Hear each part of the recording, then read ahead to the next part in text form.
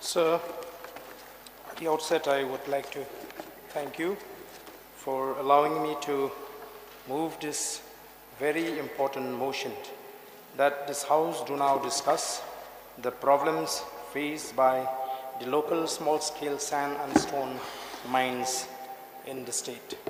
Motion moved. Yeah. You may now initiate discussion. I would like to know how many members will participate to allocate time.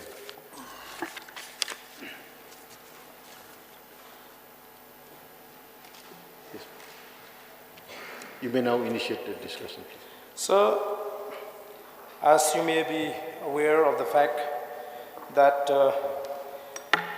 sand and stone mining in the state has been the source of livelihood for tens of thousands of families across the state.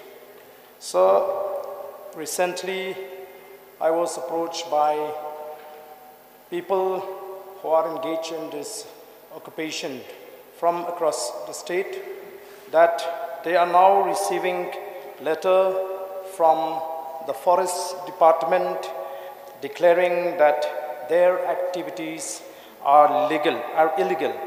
So we know that, as I've said, that this has been a source of livelihood to tens of thousands of families across the state. And it is also a matter of fact that these mining areas are not cultivable land, and when people they are engaging in these mining activities, they are involved with a traditional method of mining. So I would also like to bring to the notice of the government that the land holding system in our state, as we know, is very peculiar, and most of those mine owners, they are holding a very small scale of land, not a large scale of land. So therefore, sir, the decision of the government to declare this occupation, which the people have been carried out for quite a number of years, will be as good as terminating their occupation. So, sir, I have gone through the rules of this Meghalaya Minor Mineral Concession Rules 2016. And if we are to make our people go by the rules, then I'm afraid that most of the people will not be able to do it, and ultimately they have to leave this occupation. So, sir, therefore I feel that it would be appropriate on the part of the government if the government, instead of equating the sand and stone mining with the coal mining, they should come out with a specific guideline for the people in order to be able to allow them to carry out their mining activities.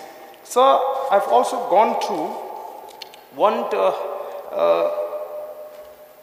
court observation as far as the traditional mining is concerned.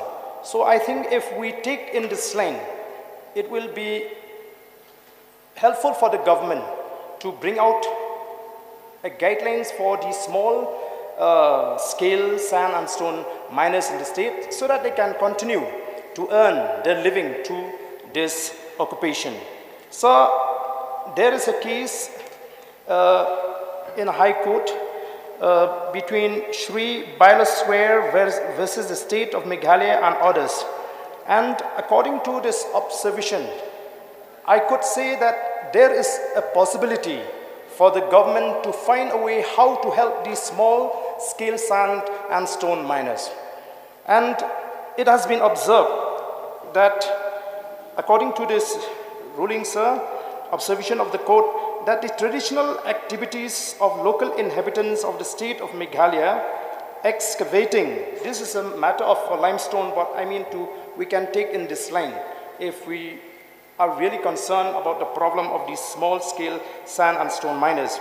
And sandstone from the outskirts of the forest, where it is very rocky and not fit to grow plants for construction works and other purposes, and also for earning their livelihood, had been considered by the Apex Court in Lafarge Umiam Mining Private Limited versus Union of India and others. And also, sir, it has been further observed that in our view, the natives and indigenous people are fully aware that they have knowledge as to what constitutes conservation of forests and development. They equally know the concept of forest degradation. They are equally aware of systematic scientific exploitation of limestone mining without causing of environment degradation. However, they do not have the requisite wherewithal to exploit limestone mining in a scientific manner. These natives and indigenous people know how to keep the balance between economic and environment sustainability. So, the Apex Court further observed that the land of the nature, where the local inhabitants have been carrying traditional activities of excavating sandstone, is not a forest within the meaning of forest as defined by the Honorable Apex Court in T.N. Goda Varman Tirumulpat case. So, moreover, from the ratio decidency of Lafarge Umiam Mining Private Limited, it is clear that the Apex Court did not put any embargo on the continuation of traditional excavation and transportation of limestone and sandstone. That means the Supreme Court has not completely banned on the continuation of traditional excavation and transportation of limestone and sandstone from the areas aforesaid, and also further the Apex Court already held that the aforesaid areas are not foreseen. Hence, the High Court gave this ruling that for the aforesaid reason, the respondents, more particularly respondent number 2 and 3, shall allow the petitioner and other similarly situated person who were continuing on traditional excavation and transportation of limestone and sandstone at the time of passing of the judgment and order dated 36/2015. So, sir, in line with this observation and ruling of the High Court, I would strongly urge upon the government to seriously take up the matter and find a solution to help these many families who have been dependent on sand mining and stone mining across the areas, especially like in many areas in Nongkrem constituency, Milem constituency, Pen Ursula constituency. These are small miners, and for them it is a living. And moreover, the material, the sand or the stone that they collect from these quarries, they are not exporting outside, but they are for domestic use. So I feel that if the government can step into this area and find a solution and bring out guidelines, then it will not only help them, but it will also make them to understand that the government is there for the people who are subjected to face these kind of problems.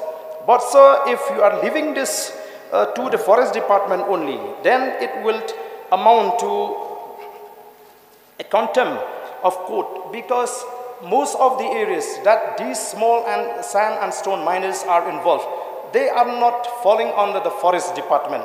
So these are the factors that I would like to highlight in this August House, so that the government can really help the people who are facing this problem. We know that we are facing a lot of problem, especially as far as the economic activities is concerned. So if the government decide to leave this issue, then it will definitely affect the tens of thousands of families who are depending their livelihood on this very occupation, sir. So I don't want to talk much, sir, because I feel that the observation of the court itself is enough for us to draw a line and to bring out a policy or, a guideline so that we will help the people to continue in this occupation. So therefore, with this few words, sir, I hope I've been able to send my message across the government so that they can understand that the people, as of today, they are really face problems with the intervention of the forest department as far as this sandstone small-scale miners are concerned. So with these few words, sir, I would like to thank you once again, and I hope that the government will take this positively so that we can really ease the burden of the people as far as this issue is concerned. Thank you, sir. Thank you. Now may I call Matthew B. Kurba to say. Thank you, sir, for allowing me to take part on the discussion to the problem faced by local small-scale sand and stone miners in the state. Yes, sir. The people in my constituency, adjacent to Balei, where sand mining has been on for so many years, and stone mining as well, they are small miners, sir. They only use manual labor to break down the big stone so that they can get stone chips and sell to the people who require them. This manual labor will not create so much problem to the environment, as these people have been earning their livelihood since time immemorial. So, the people of kynduh, they have approached me to take up the matter with the government, since this is the best place to take up the issue faced by the people. So I would urge the government to kindly look into the matter and help the people of the state who has been earning their living through this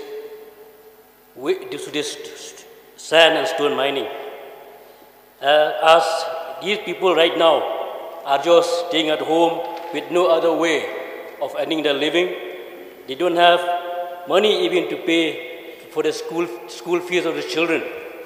So, sir, I would again urge the government, as the issue raised by Ardent, to kindly help the people who has been earning their living through sand and stone mining. With these few words, sir, I thanks again for allowing me to take part in this